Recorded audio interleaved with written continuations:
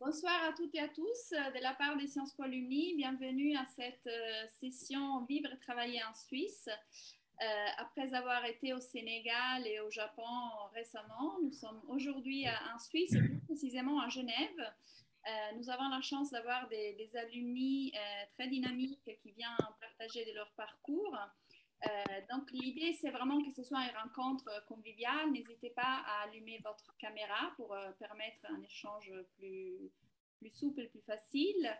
Et aussi, il y a une très bonne nouvelle à vous donner. La section suisse est dans un processus de renouvellement de bureau et vous avez la chance d'avoir déjà les candidats du nouveau bureau qui sera validé au prochain conseil d'administration, donc le 16 mai. Et donc bientôt, nous aurons une nouvelle section suisse qui a beaucoup de projets pour l'avenir et d'activités. Donc, n'hésitez pas à vous inscrire sur le site des Sciences Po Alumni et vous inscrire surtout sur la page de la section suisse pour être au courant des prochaines activités, des prochains projets. Donc, je laisse tout de suite la parole à Aurélia Fa, qui est la modératrice de notre session et qui va vous introduire, qui va vous présenter nos intervenants de ce soir. Nous avons commencé en français parce que, bon, Genève, comme vous le savez, c'est une ville internationale plutôt francophone, mais n'hésitez pas dans le chat, si vous voulez que l'on parle en anglais ou qu'on réponde en anglais, we can, of course, speak in English without any problem.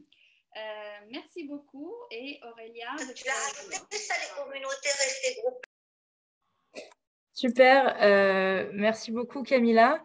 Bienvenue à tous de la part de l'ensemble de nos intervenants. Donc, comme l'a indiqué Camilla, ce webinaire s'inscrit dans une série de webinaires sur la vie et l'expérience professionnelle à l'étranger. Donc, on a la chance de vous partager notre expérience en Suisse et plus particulièrement à Genève, mais le webinaire attachera aussi de l'importance à bien refléter l'ensemble géographique qui est propre à la Suisse. Donc, l'idée, c'est de vous donner évidemment une vue d'ensemble aussi synthétique que possible, mais aussi complète que nécessaire.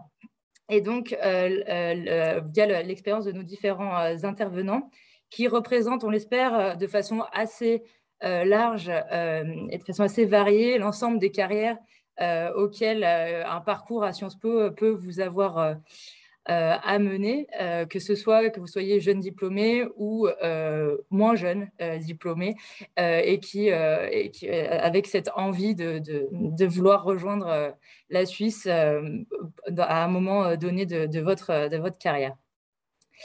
En termes d'agenda, on a préparé ce webinaire en 3 temps principaux. Le premier, c'est vraiment prendre le temps simplement de se présenter, donc chacun de nos 4 et 5, si je m'inclus dedans, intervenants.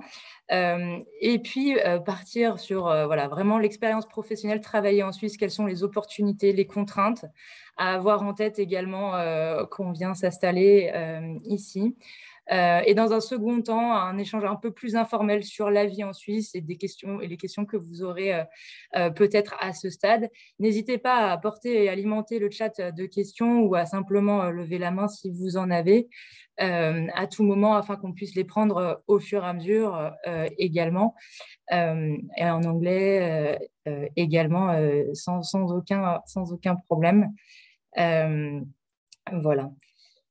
Je pense qu'on peut passer sur la première partie qui est vraiment la partie d'introduction. Donc, on a la chance d'avoir avec nous Alexis Arnoux, Hélène Rowe Dagrin, Oksana Saïmo et Hannah Woodhead, et qui représentent différentes facettes des expériences des différentes carrières auxquelles Sciences Po peut vous amener.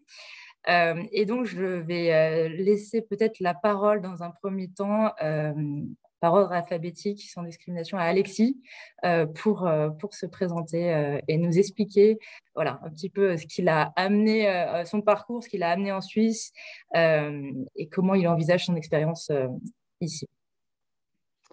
Bonsoir à tous. Merci Aurélia. Je serai assez bref. Je m'appelle Alexis Arnoux. J'ai été diplômé de Sciences Po en 2012 du Master Finance. J'ai commencé ma carrière à Londres, chez Total, dans une des branches du groupe Total qui s'occupait de l'achat et de la vente de matières premières du groupe. J'étais dans la division finance. Alors à l'époque, je ne savais pas trop ce que je voulais faire, mais je me suis orienté là-dedans.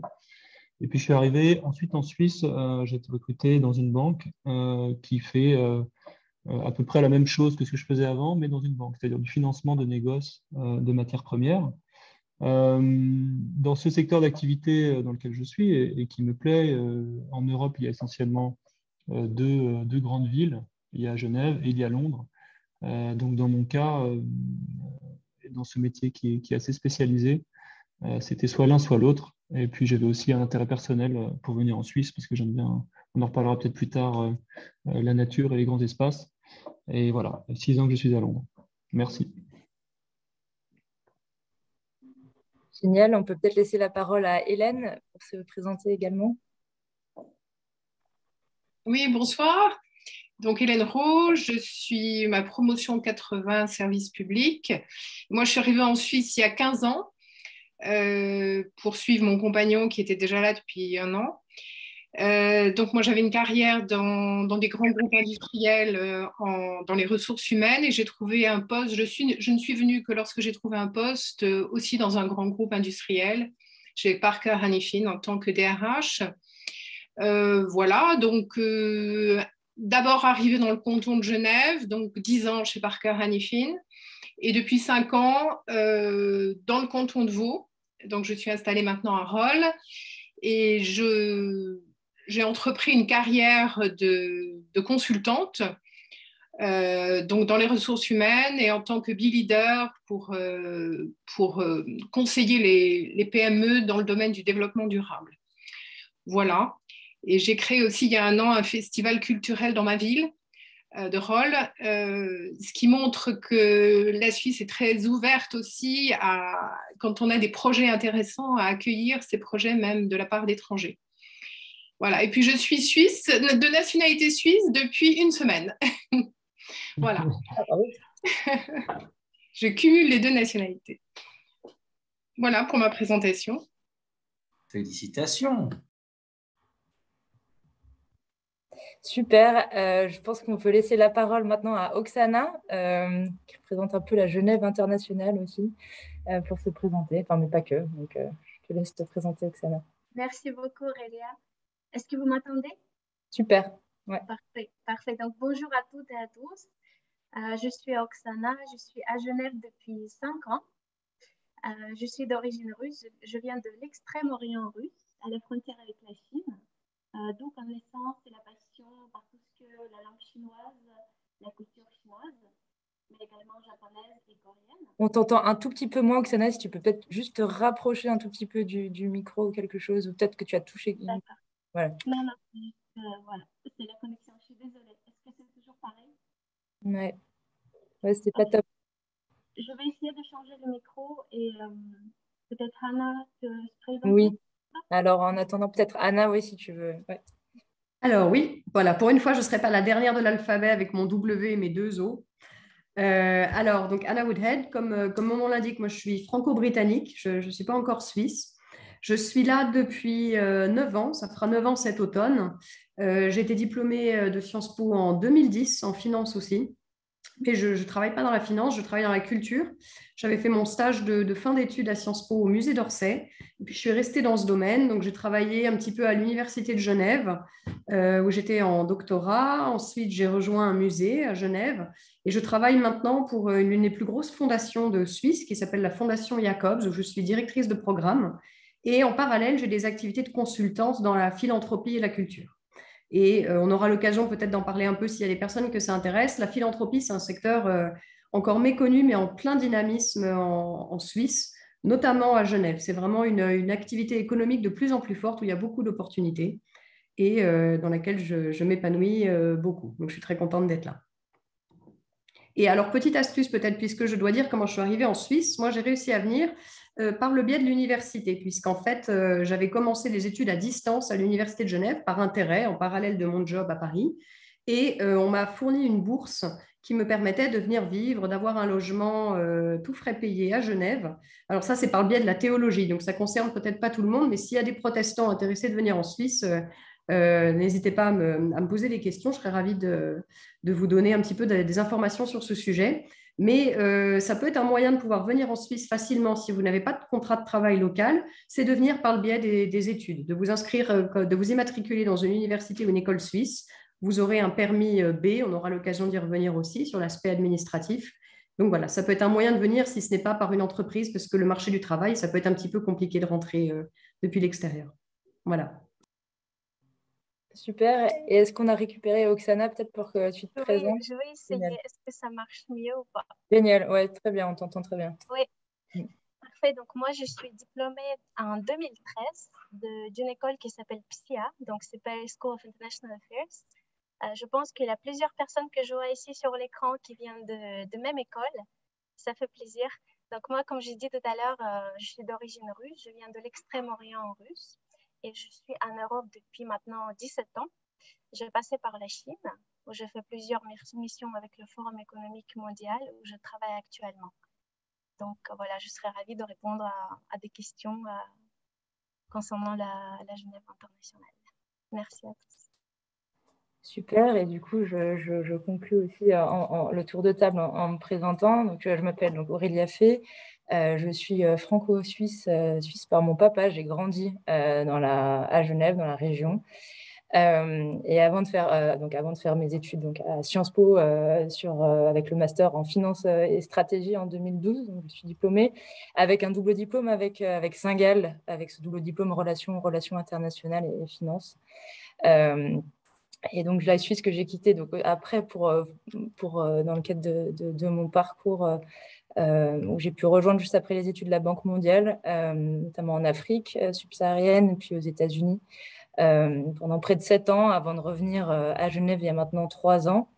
Donc, j'ai travaillé dans la finance du développement toutes ces années. Aujourd'hui, je travaille particulièrement sur la finance durable. Je suis responsable de la finance durable au sein de l'Association des Asset Managers suisses, qui est l'association qui représente en fait les fonds d'investissement et les gestionnaires d'actifs en Suisse, avec un rôle à la fois de représentation au sein de l'industrie, mais aussi au niveau des politiques en Suisse, mais aussi à l'international. Et donc, l'objectif, c'est de rendre cette finance un peu plus verte. Et je sais que c'est notamment un sujet qui prend également aussi pas mal d'ampleur dans les carrières, dans les aspirations, je pense, de certains étudiants, donner un peu de sens aussi à cette finance. Donc, je suis ravie de répondre aussi à ce type de questions s'il y en a dans ce compte. La Suisse est évidemment connue pour ses banques, mais voilà, il y a tout un volet de la finance qui prend un peu le relais sur des aspects un peu plus environnementaux et sociaux, et donc le côté vert. Voilà un petit peu pour moi. Merci à tous pour ce petit tour de table et cette introduction. Je pense qu'on peut peut-être mettre la présentation sur l'écran.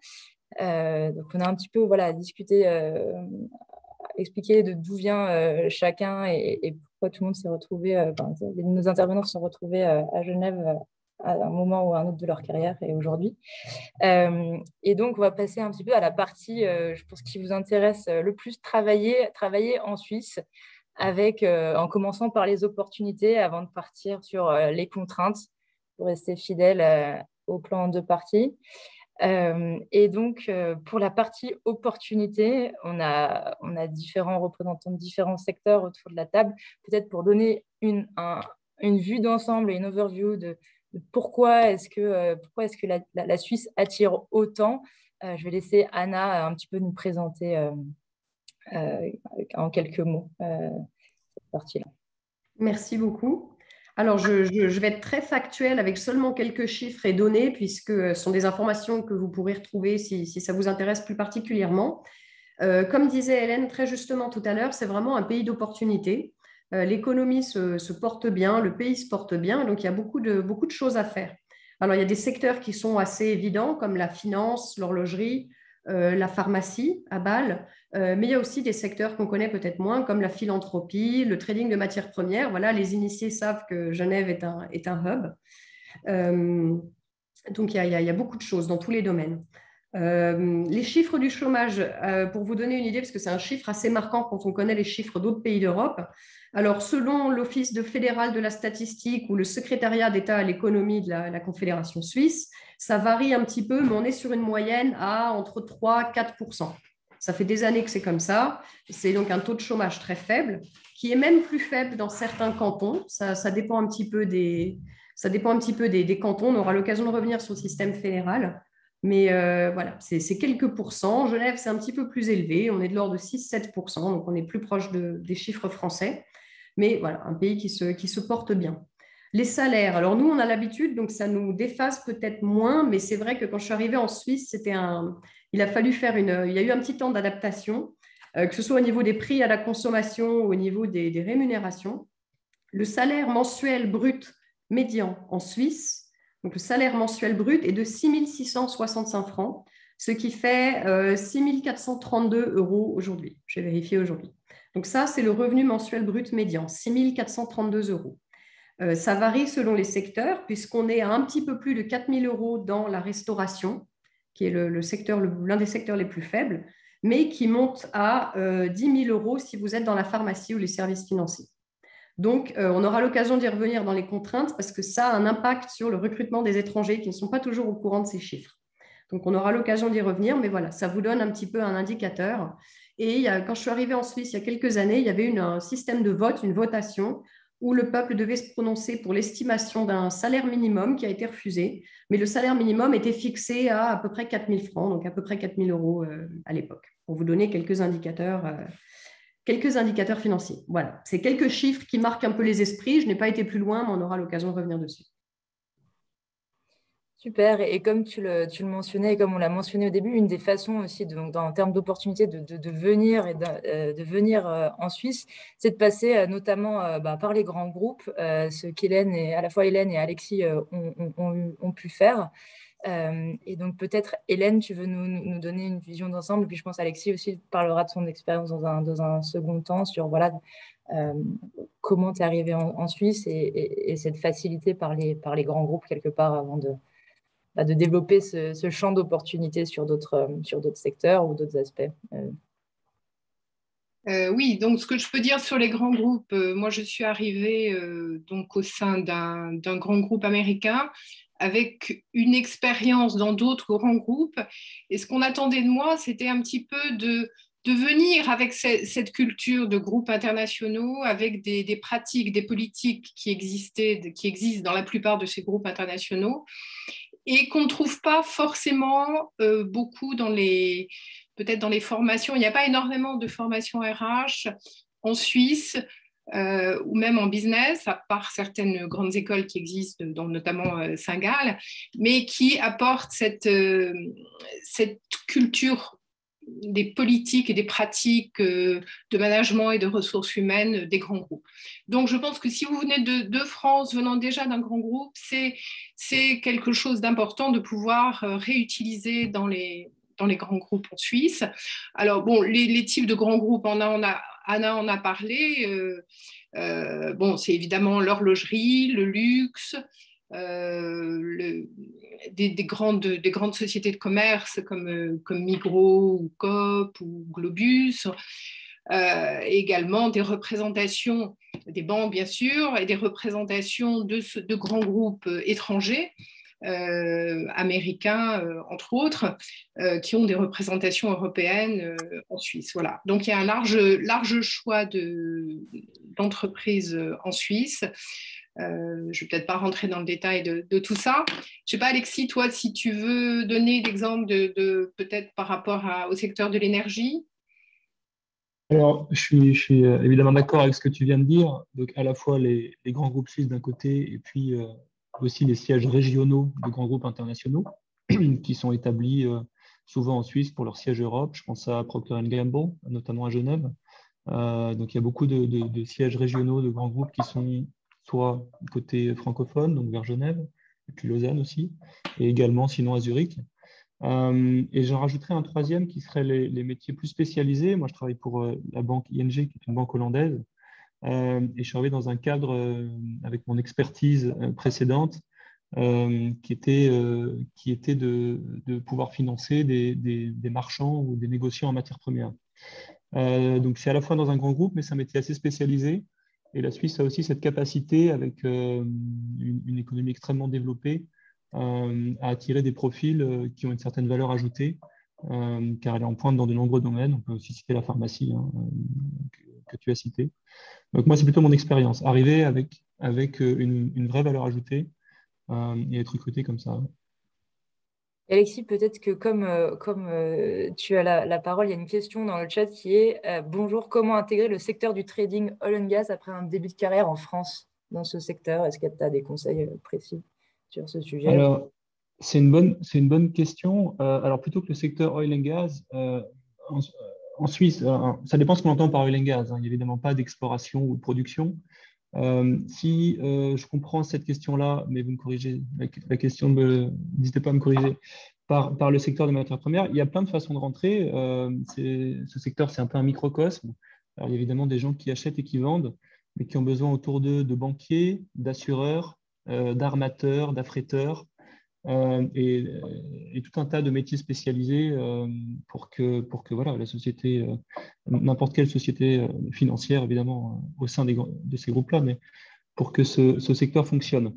Donc, il y a différentes façons d'y rentrer, avec différents métiers différents, comment dire, spécialisés. La chose en commun, je dirais, c'est d'aimer ce secteur et de s'y intéresser. Mais j'ai envie de dire, il y a plusieurs façons de le pratiquer. Donc, vous pouvez me contacter. Là, je n'ai pas vu la question encore, mais je peux discuter ensuite un peu à part si ça vous intéresse, ouais, de ce secteur-là. Super.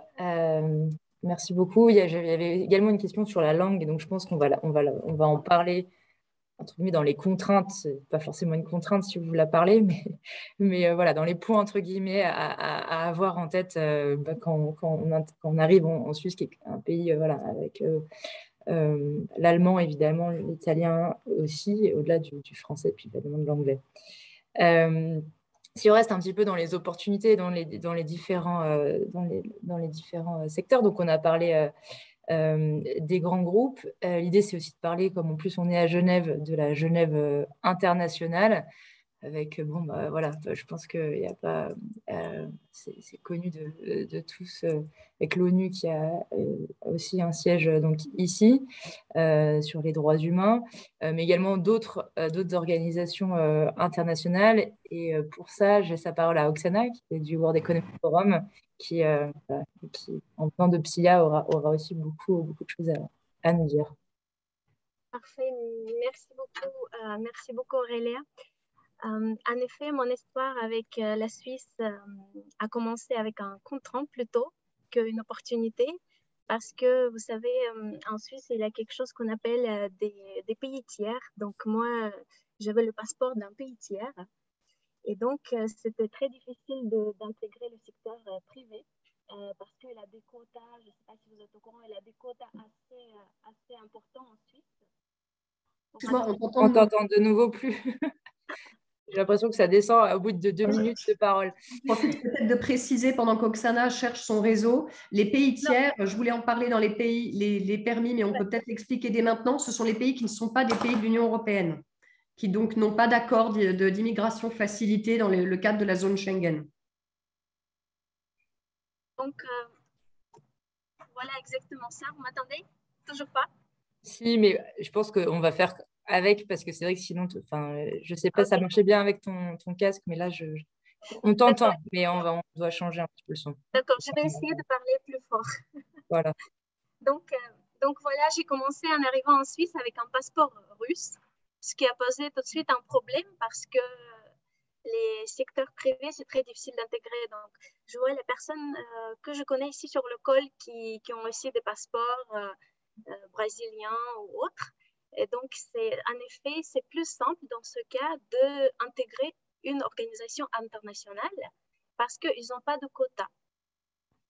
Et donc, c'est pour ça, en fait, j'ai pris cette opportunité. Et donc, depuis quelques années, je travaille au Forum économique. Au début, c'est vrai que je n'avais pas de passeport. En plus, on passe aspirateur ici, donc j'ai tout. Hein. Merci. On t'entend, on n'entendait pas l'aspirateur, donc c'est bon. Tu peux continuer, je pense. Parce qu'en fait, c'est très bien parce qu'au forum, on travaille jusqu'à 17h et après, on passe aspirateur. Donc, voilà. Donc, ça, c'est une bonne Ça vous donne une idée culture. des horaires suisses. C'est très bien. Donc, voilà. Après, par la suite, s'il y a des questions par rapport au forum économique, par exemple, je peux en expliquer plus parce que j'ai préparé aujourd'hui plutôt une présentation pour les jeunes diplômés, pour des personnes qui ont une expérience de plutôt 1 an, 2 ans, comment on peut intégrer le forum économique. Et s'il y a un intérêt, vous pouvez me signaler sur le chat. Je vais parler de ce programme qui est justement lancé il y a quelques jours. Super, donc voilà, Oksana qui parlait du World Economic Forum, il y a effectivement des représentations de toutes les organisations, enfin le fait que l'ONU soit aussi présente, il y a aussi, et peut-être je rajoute peut-être un point, vu que j'ai eu l'opportunité de travailler pour la Banque mondiale aussi, mais depuis, pas forcément depuis Genève, mais depuis d'autres pays. La chance de Genève aussi, c'est d'avoir autour il y a évidemment l'ONU en tant que telle, mais autour de l'ONU, tous ces bureaux satellites de toutes les autres organisations qui doivent faire de leur représentation auprès de l'ONU, de l'OMC, l'Organisation mondiale du commerce, etc. Et donc, il y a évidemment directement les organisations internationales qui peuvent être visées comme carrière directement après Sciences Po, mais aussi penser à toutes les activités un petit peu de lobbying ou de représentation de ces différentes organisations qui font partie en fait de l'écosystème de la Genève internationale auquel on ne pense pas directement, et je pense que ça peut être aussi un très très bon point d'entrée à garder un petit peu en tête également. Voilà, on a parlé un petit peu des opportunités. Je pense qu'on pourrait en parler des heures, et il y a d'autres secteurs forcément qu'on n'a pas forcément évoqués, mais c'était simplement vous donner un petit peu les grandes opportunités. L'idée, c'était aussi de parler des difficultés. Oksana l'a déjà quelque part évoqué. Donc, la Suisse est connue pour sa prospérité, son niveau de vie, sa qualité de vie. Et c'est aussi ça qui a poussé un certain nombre d'alumni, de diplômés à venir vivre ici. Les opportunités sont riches et prospères, comme Anna l'a mentionné. On a la chance d'être dans un pays où globalement tout va bien. Mais voilà, qui dit toutes ces opportunités, il y a aussi un certain nombre de contraintes. C'est un pays où la préférence nationale est inscrit, est un principe qui est complètement accepté, que personne ne questionne, contrairement peut-être à d'autres pays européens. Et donc, je pense qu'on va un petit peu revenir là-dessus sur les contraintes. Et je vais laisser Anna nous brosser un petit peu le sujet sur ces différents points, un petit peu le revers de la médaille qu'il faut quand même aussi avoir en tête, et comment soulever et passer outre ces défis. Merci beaucoup. Oksana, si ça ne te dérange pas, je te demanderais peut-être de laisser le slide un petit peu plus longtemps pendant que je parle, puisqu'il y a des liens qui peuvent être intéressants si les gens souhaitent les noter. Alors, dans ces contraintes qui sont toutes, aucune n'est un réel problème, mais c'est simplement, voilà, comme disait Aurélia, des choses à avoir en tête. Salaire et rémunération élevée, bien sûr, dit niveau de vie élevé. La vie est assez chère. Donc, pour vous donner quelques idées, sachant que ça peut varier selon les villes, les campagnes, les cantons, il faut compter un différentiel qui va facilement de 30% à 50% sur les prix par rapport à la France, sachant que là aussi, vous serez moins surpris si vous venez de Paris que si vous venez d'autres régions, notamment vis-à-vis de l'immobilier.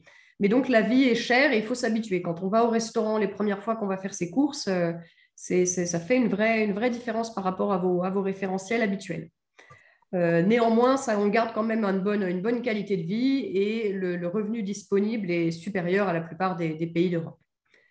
Le gros risque, je dirais, auquel il faut faire très attention quand vous souhaitez entrer sur le marché du travail suisse, c'est le risque de dumping salarial. Il est réel. Une amie, un jour diplômée d'une grande école de commerce française, qui était trilingue français, allemand, anglais, m'a dit, voilà, j'ai été contactée par une grande maison de vente aux enchères qui me propose un salaire de 4 000 francs par mois. 4 000 francs, comme je vous le disais tout à l'heure, c'est grosso modo l'estimation du salaire minimum. Donc évidemment, ça, c'était une tentative éhontée de profiter de son ignorance des pratiques suisses en termes de salaire. La Confédération a mis en place un outil très utile, c'est Salarium. Je vous ai mis le lien ici. C'est une sorte de calculateur ou du moins un outil qui vous permet d'estimer un peu quelles sont les pratiques de salaire en Suisse avec les différents pourcentages, etc. Donc, ça vous donne une idée pour vous situer, faire un petit peu attention. L'administration, on en a parlé, il y a différents permis. Alors, j'ai vu qu'il y avait une question sur le permis d'indépendant. Alors, l'indépendant, je ne crois pas que ça fasse de différence au niveau du permis. Si vous travaillez moins de 90 jours, 90 jours, ça, il faut s'habituer tout de suite. C'est une politesse envers les Suisses. On dit bien 90 et 70. Si vous travaillez moins de 3 mois, on va acheter la paix sociale, 3 mois en Suisse, vous n'avez pas besoin de permis, puisque vous êtes en fait résident d'un autre pays et vous venez simplement faire quelques missions en Suisse. Si ce n'est pas le cas, vous avez besoin d'un permis. Et là, à mon avis, pour avoir un permis, vous devez... si vous êtes indépendant, alors c'est une assez bonne question, il faudrait regarder, on pourrait se renseigner. À mon avis, moi j'ai le statut d'indépendante aussi ici et j'ai dû avoir des premiers clients, des premières missions. Mais j'avais déjà un permis local, le statut d'indépendante m'a été accordé. Donc c'est une bonne question puisque si vous avez besoin de ça pour votre permis, je ne sais pas exactement comment ça marche. Ce serait à étudier. C'est faisable. Il y a une préférence nationale, mais néanmoins il y a assez d'activités économiques pour absorber les étrangers. Mais c'est une bonne question pour les indépendants. Je pense que vous devez sans doute déjà avoir une clientèle, en fait. Les permis, c'est B et C si vous êtes européen. Le permis B et C, ça vous permet de compter comme de la main-d'œuvre locale. Donc, vous ne souffrez pas de discrimination à l'embauche. Vous comptez comme la main-d'œuvre suisse. Permis B, ce sont les 5 premières années. Ensuite, vous passez en permis C, qui est le permis d'établissement, qui est le permis longue date. Si vous n'êtes pas européen ou si vous êtes européen sur un premier contrat court, c'est le permis L. Et vous avez un permis spécial, c'est le permis G pour les frontaliers. Donc à Genève, si vous habitez en France voisine, comme on dit, mais ça existe également pour le Tessin avec l'Italie ainsi que l'Allemagne, si vous êtes l'Allemagne par exemple, si vous êtes dans la partie germanophone, c'est un permis qui fait que vous êtes imposé, vous avez un régime spécial d'imposition, mais vous êtes résident de votre pays d'origine ou du pays dans lequel vous êtes résident. On pourra peut-être y revenir un petit peu. Oksana, peut-être que tu veux dire un mot sur ton expérience, puisque je crois que toi, tu habites en France. Et donc, voilà, le choix de résidence, ça a un impact, ça a des avantages et des inconvénients. Est-ce que tu veux peut-être nous dire 3 mots des avantages et inconvénients du fait d'habiter dans un pays voisin? Oui, en effet, pour des différentes raisons, moi et ma famille, nous sommes choisis de vivre en France. Et donc, nous sommes à seulement 1 kilomètre de la frontière suisse. Donc, ça me fait juste 15 minutes de commute chaque jour pour venir ici à Colonie pour travailler au forum.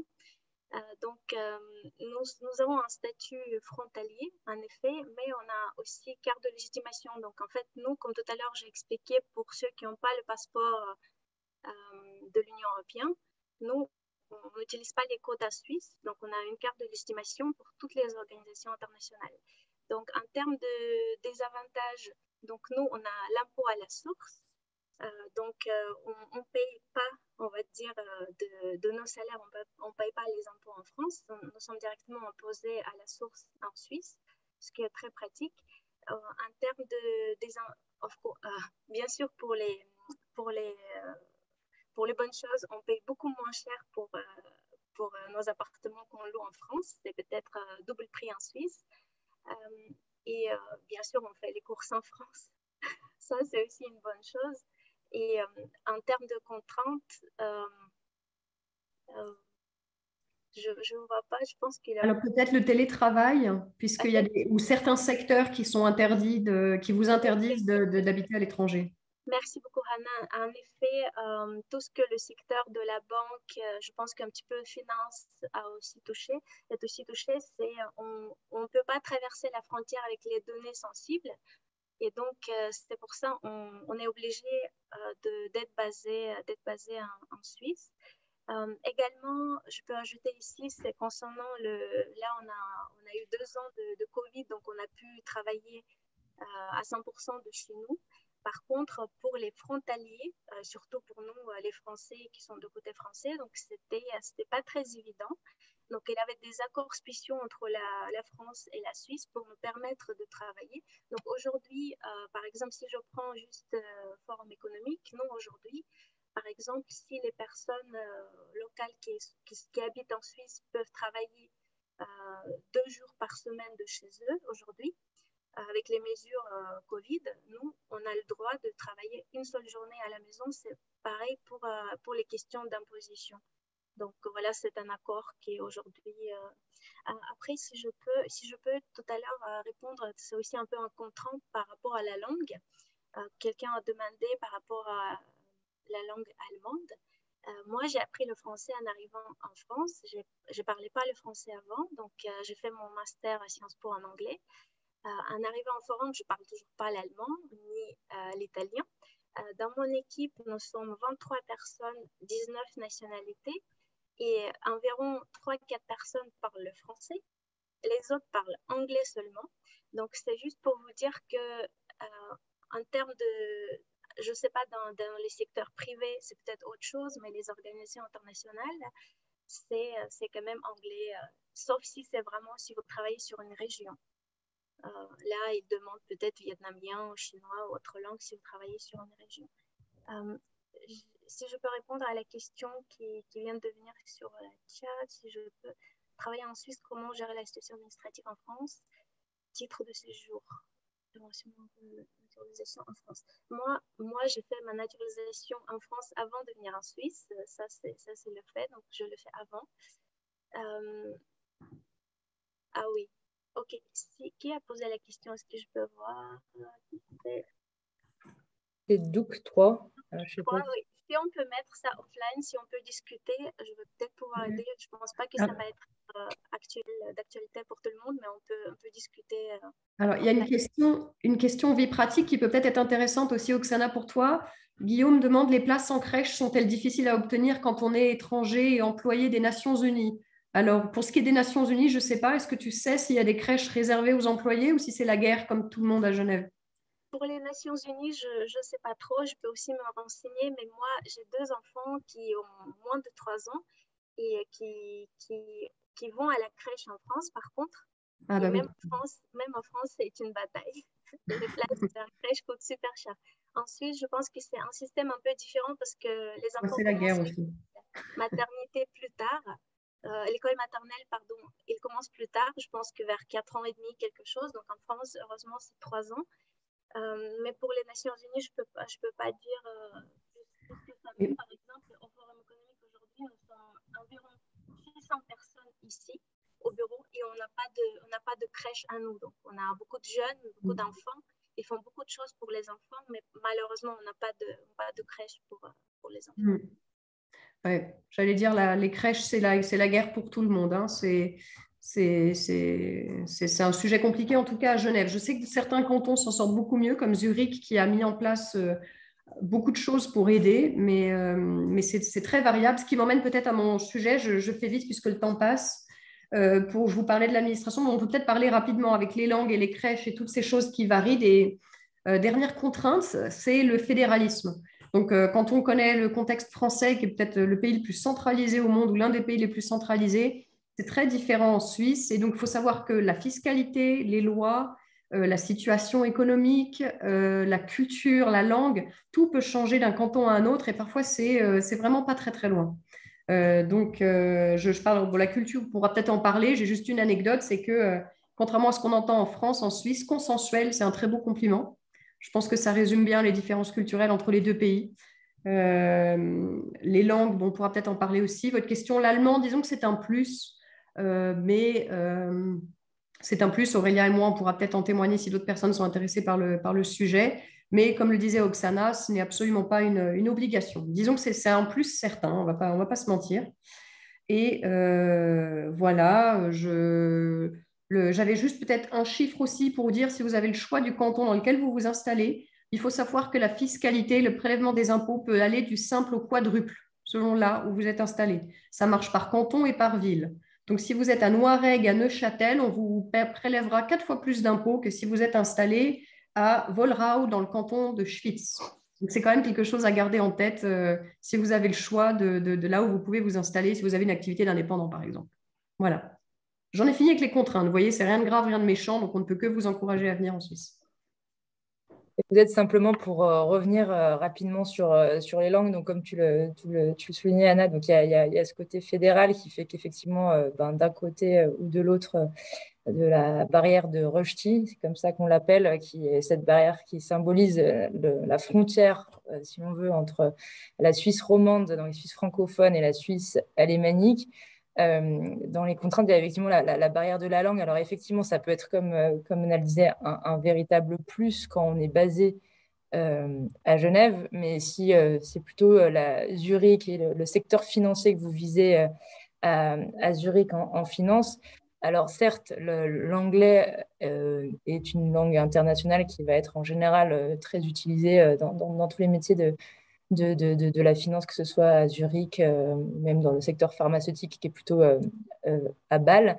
Mais l'allemand est souvent demandé, dans tous les cas, pour votre vie quotidienne, vie pratique, sachant que ce n'est pas l'allemand, mais c'est le suisse-allemand qui est encore une variante très différente. Donc, si vous avez appris l'allemand à l'école et que vous parlez très bien, vous risquez déjà de vous arracher les cheveux et de prendre un certain temps d'adaptation avant de comprendre ce que votre interlocuteur vous dit. Donc, il y a une petite période d'adaptation, même quand on connaît bien la langue allemande.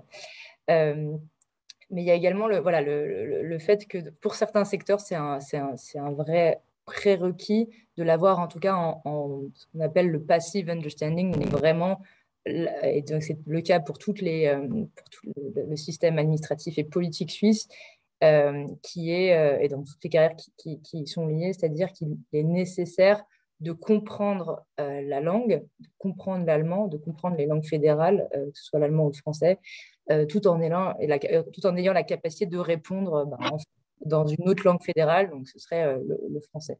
Et là, dans ce type de métier, donc c'est très spécifique, c'est pas forcément ce qu'on vise en sortant de Sciences Po. Pour certains types de métiers, l'allemand est nécessaire, en tout cas, de le comprendre. Et donc moi, j'en ai fait l'expérience dans le cadre de mon travail au sein de l'association, où au quotidien, mon allemand n'étant pas parfait, loin de là, je le comprends, mais du coup, je réponds à mes interlocuteurs en français quand eux me parlent l'allemand, dans le domaine politique notamment. C'est un vrai prérequis. L'anglais n'y a absolument aucune place, c'est purement politique. Voilà, c'était simplement pour juste rajouter un peu plus de couleur. C'est pas une expression française, mais voilà, pour donner un peu plus d'informations sur ce point. Si je regarde un petit peu les questions, voilà, donc il y a les crèches, etc. Pour les extra-UE, donc les questions de permis, pourriez-vous recommander, on en a parlé brièvement, et puis il y a les liens qu'Anna a posés, pourriez-vous recommander des sites recensant les offres d'emploi? Alors, ainsi que des cabinets de recrutement, moi ça je pense qu'en fonction des secteurs, ça varie. Je ne sais pas si certains d'entre vous ont des... Moi, je sais que en tant que Suisse, j'avais c'était des passages un petit peu détournés. Il y a JobUp, on pourra mettre peut-être quelques liens de sites généralistes, mais Hélène, qui est spécialiste des RH, tu as peut-être des recommandations? Je vois que LinkedIn est très bien en fait pour ça. Ouais. Il suffit de mettre la ville qu'on souhaite aller, et en fait, on peut avoir la ville, le secteur, le type de poste, et on a un tri qui est fait comme ça. Quant aux chasseurs de tête, oui, il y en a un certain nombre. Et ils sont sur LinkedIn aussi, hein, c'est comme ça. Oui. Mais voilà, mais c'est vrai que les chasseurs de tête, c'est bien, mais de plus en plus, ça passe par les réseaux sociaux. Les offres partent de toute façon presque toutes par LinkedIn. Donc, je pense que c'est vraiment ça qu'il faut privilégier. Super. Il y avait aussi une question sur des conseils pour postuler à des stages au niveau bachelor à Genève. Ça, je pense que c'est le même conseil, c'est-à-dire LinkedIn reste un moyen privilégié. Les sites des groupes, des entreprises ou des secteurs qui intéressent. Par exemple, si quelqu'un ici aimerait rejoindre le secteur de la culture qui se porte bien en Suisse, museum.ch ou d'autres sites comme ça qui recensent les offres du secteur culturel. Sachant que voilà, il faut quand même garder en tête que si vous n'êtes pas en Suisse, alors les stages, c'est peut-être différent, encore que si vous n'êtes pas en Suisse, c'est quand même plus compliqué. Si vous n'avez pas un lien avec la Suisse, même si vous êtes résident frontalier, vous n'avez pas la préférence nationale, il faut vraiment pouvoir tirer son épingle du jeu. Si je peux me permettre, il y a des gros groupes qui recrutent pas mal en stage Ouais. pendant les études supérieures, notamment Procter & Gamble, qui est peut-être l'un des plus gros employeurs que j'ai déjà mentionné. Et puis aussi, on parle de groupes de luxe à Genève, il y a Richemont, qui est le LVMH local, le LVMH suisse, on va dire. Donc directement sur le site de ces grosses boîtes-là, par exemple. Oui, ou Nestlé aussi, oui. Nestlé, exact, à Vevey, ouais, tout à fait.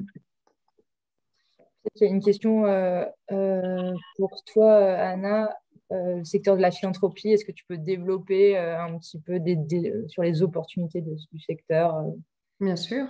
Alors, j'en serais ravie. Alors, c'est un secteur en plein boom, donc c'est vraiment très porteur.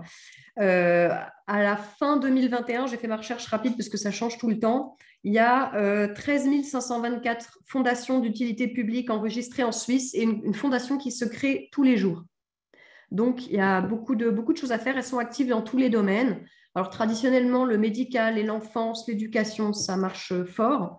Mais il y a vraiment tous les secteurs sont représentés. Alors, toutes les fondations parmi ces milliers ne sont pas énormes et n'ont pas besoin d'employés. Mais il y en a beaucoup qui ont quand même plusieurs millions de capital et qui donc justifient en général d'avoir des équipes philanthropiques. Alors, la personne que ça intéresse, je pourrais peut-être mettre mon adresse mail, comme ça vous pouvez me contacter. Le secteur de la philanthropie, c'est dans toutes les villes, enfin c'est dans les grandes villes, donc on va dire essentiellement Zurich, Genève, Bâle.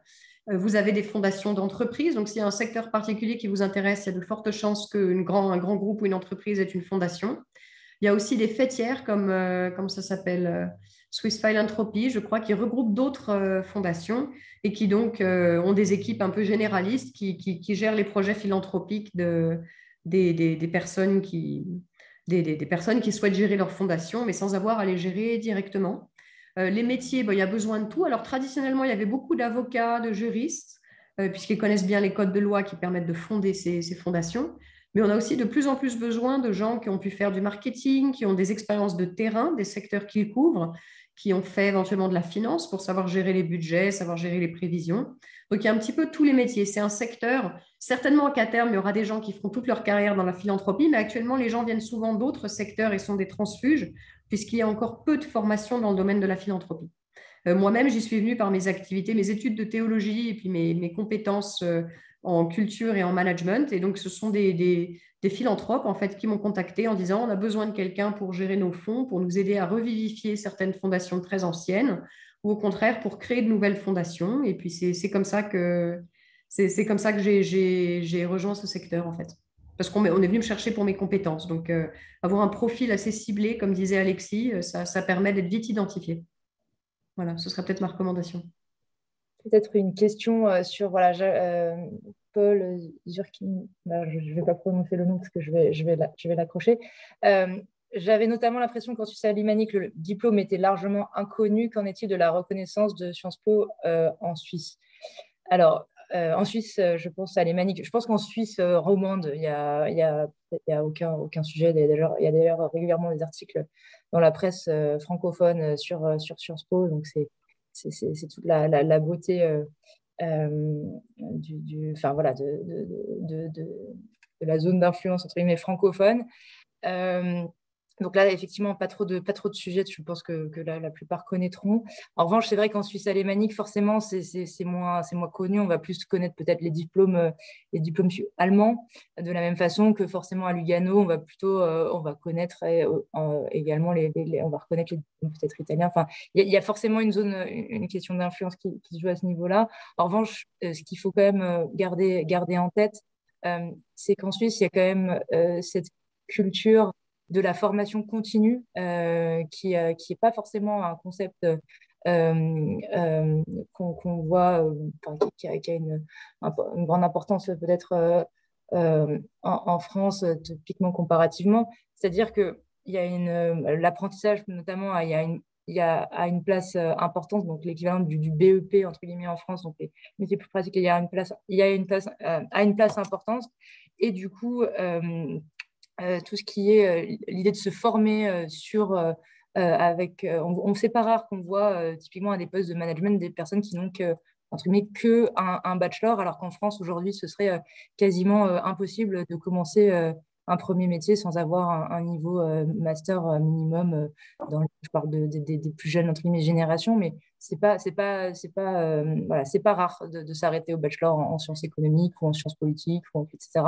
Et vraiment, ce qui va jouer et la beauté aussi de la Suisse, quand on parlait des opportunités et de donner un petit peu son opportunité à tout le monde, et notamment entre guillemets, aux étrangers, c'est cette capacité finalement à se former de façon continue sur le terrain en parallèle de son activité professionnelle. Et il y a une très grande importance qui est donnée à cette formation continue. L'effet signal du diplôme est beaucoup, beaucoup moins important, peut-être, on peut le dire, que dans les grandes écoles élitistes françaises, dont on a la chance de faire partie en tant que diplômé de Sciences Po, mais je pense que ça, c'est un point... Mais attention, d'ailleurs, en tant que jeune diplômé, que vous soyez ingénieur ou d'une école de commerce, vous ne serez pas forcément cadre en démarrant. En Suisse, on est cadre quand on a pu prouver qu'on pouvait manager, etc. Donc, on n'est pas automatiquement cadre parce qu'on est jeune diplômé. C'est pour montrer que finalement, l'expérience a aussi beaucoup d'importance et pas uniquement le diplôme. Absolument. Pour la petite histoire, le Conseil fédéral, donc la Suisse n'a pas un gouvernant, mais on a 7. Et dans chaque conseil fédéral ou presque, alors vous avez beaucoup d'avocats, mais vous avez toujours très souvent quelqu'un qui a fait un apprentissage, qui n'a donc techniquement pas toujours fait d'études supérieures et qui est vraiment, qui a eu un parcours exceptionnel de par son parcours professionnel et ses capacités, comme le disait Hélène, de management et d'encadrement. Ce qu'on a du mal à imaginer quand on connaît le contexte français où tout le monde a fait l'ENA, quoi. Donc, c'est vraiment très, très différent culturellement. Et ce n'est pas à sous-estimer en termes d'attente, effectivement, comme disait Hélène, quand on arrive sur le marché du travail. Il faut faire attention à ça. Super. La question, Aurélia, si je peux. Bien sûr. Question de Antoine par rapport à des diplômés de master FR public. Donc, moi, je suis diplômée de PSIA et mon diplôme, c'est Public Management, International Public Management. Donc, en fait, j'ai le sentiment que, après, je ne sais pas si Antoine est un jeune diplômé ou moins jeune. En fait, j'ai le sentiment qu'en Suisse, c'est seulement si c'est un métier de, par exemple, comptable ou quelque chose aussi, les ressources humaines, quelque chose de très spécifique. On est de nouveau en train de te perdre, Oksana. Ouais. Ok, je vais répondre par le message sur le chat. Pas de problème. Super. Je vois que le temps file et qu'on a pas mal de questions. La philanthropie est-elle centrée sur le protestantisme? Alors, je pense que pas du tout. C'est juste que l'expérience d'Anna a déteint sur la perception de la philanthropie. Anna a répondu. Ouais. Voilà. Je parlais de mon parcours personnel pour vous expliquer. Alors, peut-être pour rebondir sur la question comment tirer son épingle du jeu. La mienne a été tirée parce que j'avais à la fois les compétences généralistes de management, etc., de communication, et en l'occurrence des compétences scientifiques et des compétences de terrain liées au domaine de la théologie, de l'interreligieux et du protestantisme. Dans la ville de Calvin, ça m'a ouvert énormément de portes, que ce soit sur le niveau du réseau, le niveau du professionnel, etc. C'est un petit milieu là, en Suisse, c'est un petit pays. Et pour tirer son épingle du jeu, je pense que d'avoir cette double casquette où vous avez des compétences techniques et la connaissance d'un réseau, si vous couplez à ça les compétences linguistiques avec voilà, la sacro-sainte alliance du français, de l'allemand et de l'italien ou de l'anglais, c'est ce qui permet notamment, à mon avis, de tirer son épingle du jeu. Et c'est valable peut-être pour les carrières dans les organisations internationales, d'avoir des compétences techniques et pas seulement une connaissance ou un intérêt pour les relations internationales. Ce sont souvent des gens qui ont une formation très technique dans divers domaines. Super. Il y a juste également une question que je pense qu'on peut reprendre rapidement sur, et je regarde aussi un petit peu l'heure, où peut-on trouver des événements de la session suisse de Sciences Po Alumni? Cherchez-vous encore du monde pour le bureau? Donc, où peut-on trouver les événements? Donc, en fait, je pense que Camilla l'a brièvement mentionné tout à l'heure. La section suisse de Sciences Po Alumni. Dans le chat, le lien pour... Ah, voilà. Et d'ailleurs, j'invite tout le monde à cliquer sur rejoindre les groupes afin de pouvoir recevoir toutes les notifications et les communications dès qu'il y aura un nouvel événement en Suisse. Vous serez tout de suite informés. Voilà. Donc, n'hésitez pas à rejoindre les groupes suisses. Super. Alors, est-ce qu'on prend les 4 dernières minutes pour brièvement parler de la vie en Suisse, qui était notre grosse deuxième partie, et qui était de toute façon un échange plus informel, plus dans un second temps, pour simplement mentionner aussi ce qui nous a attiré, nous, chacun, à venir ici, au-delà, évidemment, du côté des opportunités professionnelles. Peut-être laisser Alexis brièvement nous dire pourquoi il est venu, et puis peut-être on pourra faire un tour de table rapide avec le temps, la contrainte horaire en tête. Tout à fait. Merci Aurélia. Alors effectivement, j'avais pris plein de notes que je vais vous montrer juste parce que c'est drôle, mais je ne vais pas les lire puisqu'on est un peu en retard et c'est mieux de faire des sessions de questions-réponses. Effectivement, moi je suis venu aussi en Suisse parce que j'aimais bien le sport et la nature, et une façon de parler de la Suisse, c'est aussi de parler des activités qu'on a à l'extérieur. On ne fait pas que travailler et que dormir. Donc, je pense que les 3 choses, c'est voilà. Il y a aussi le temps libre. Alors, je vais directement aller aux conclusions pour parler brièvement de mon expérience. C'est un pays dans lequel il y a des infrastructures vraiment, vraiment top. Il n'y a pas d'autre mot, hein. On pourrait dire world class, que ce soit des infrastructures ferroviaires, aussi des lignes de bus qui sont assez exceptionnelles, ou bien des infrastructures dans les montagnes. On parle beaucoup du ski, notamment du ski de descente, mais il n'y a pas que ça, hein, quand on pratique la montagne. Donc ça, je dirais que c'est un pays qui met en avant la qualité plutôt que la quantité, hein. Une fois de plus, petit pays, 9 millions d'habitants, donc quality over quantity. Ça, c'est le point numéro 1. Deuxièmement, c'est un pays dans lequel il y a un très haut niveau de confiance entre les individus. Ça, c'est quelque chose qui est tout à fait remarquable, notamment la notion du contrat oral, le fait quand on s'engage à l'oral, plus qu'ailleurs, c'est un vrai sens des responsabilités. Et ce niveau de confiance va évidemment de pair avec un sens des responsabilités très élevé. Et également, quand ce sens des responsabilités est élevé, les barrières sont peut-être plus claires et font peut-être plus mal quand on les franchit, hein. Il y a peut-être un peu plus de liberté, mais également la punition, hein, que ce soit par la loi ou par d'autres moyens, est aussi très claire. Enfin, c'est un pays qui a un niveau de vie très élevé, et le sens du service est là, mais qui se pose également un certain nombre de questions. Je pense au changement climatique, et il y a un peu ce tiraillement propre aux pays riches de consommation d'un côté et de préservation de la nature de l'autre, notamment quand on voit en Suisse les montagnes et les glaciers qui fondent. Et ça, c'est un débat politique actuel qui est très vif. Voilà, merci. Super, dans les 3 minutes, pour résumer l'ensemble des notes, je pense, je ne sais pas à quel point on peut aller au-delà du temps, mais je pense qu'on va garder des choses simples. Je ne sais pas si Anna, tu veux brièvement parler de la culture. On avait Alors, je regarde Camilla un petit peu pour oui, disons que voilà, il y a plein de façon générale en Suisse, même en dehors des grandes villes, il y a plein de trucs super, y compris sur le plan culturel. Donc, vous avez de vraies pépites comme le musée de Gianada, qui est au fin fond du Valais, dans les montagnes, dans une ville qui n'a pas beaucoup de charme. Désolée si quelqu'un vient de Martigny ici. Et vous avez des expositions dignes des plus grands musées parisiens. Donc, et c'est un peu à l'image de la Suisse, à mon sens, c'est que vous pouvez habiter dans un petit patelin à la campagne, en une demi-heure, être à Lausanne, à Zurich, à Genève, et avoir le meilleur de la ville, de la vie dans un petit endroit, et le meilleur d'une ville avec des emplois qualifiés, avec un côté cosmopolite, de grandes stimulations culturelles et économiques, tout en pouvant habiter dans une petite ville, en fait.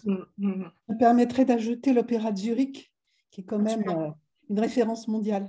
Absolument. Alexis pourra confirmer, peut-être Hélène aussi. Celui de Genève, moi je suis abonnée à celui de Genève depuis 10 ans, il est formidable aussi. Et je dirais qu'en permanence, il y a des festivals dans toutes les petites villes de la côte, et avec de la musique, avec du théâtre, il y a énormément de choses, et on ne s'ennuie pas du tout pendant toute la belle saison.